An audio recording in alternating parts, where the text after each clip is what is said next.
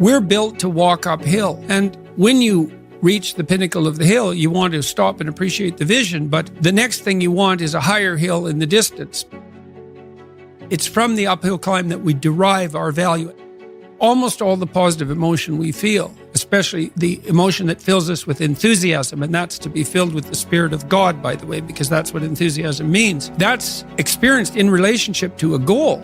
The problem with the vision of Mai Tais on the beach is that's a vision of drug-induced unconsciousness. Second, it's only going to work for about a week. Third, you're going to be a laughingstock in a month and depressed and aimless and goalless. You want a horizon of ever-expanding possibility. And so in some sense, you want a goal that you can never attain. So you can always move closer to the goal that recedes as you move towards it. You think, well, that's frustrating. It's like Sisyphus pushing the rock uphill. But it's not, because as you pursue that goal, you put yourself together and your life does get better and richer and more abundant. There are some things that you're doing wrong or not doing that you could fix, that you would fix. If you actually want to know something and you actually want to devote yourself to something, if you're willing to make the proper sacrifices, you can move towards what you're aiming at. There's far more to you than you think. You can put yourself together psychologically and you can actually solve the problems. And the way to find that out is to challenge yourself against these massive problems and to find out that you're the one that can deal with them. What I learned to do, I think, was to stop saying things that made me weak. And now I'm still trying to do that, because I'm always feeling when I talk whether or not the words that I'm saying are either making me align or making me come apart.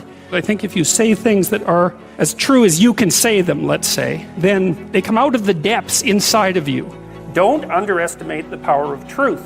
There's nothing more powerful. Now, in order to speak what you might regard as the truth, you have to let go of the outcome. It's like whatever hell you might fall into by opening your mouth when you have something to say that isn't.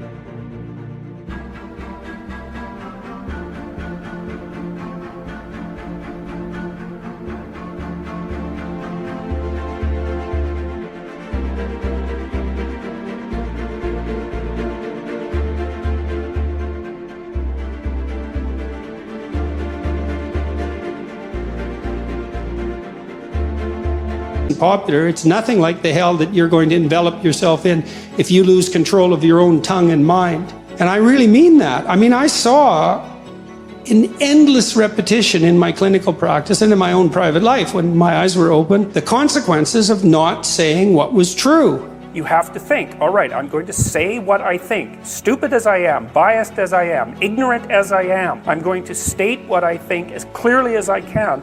And I'm going to live with the consequences no matter what they are. Well, what you've learned that you didn't die, but more importantly than that, you've learned that you could withstand the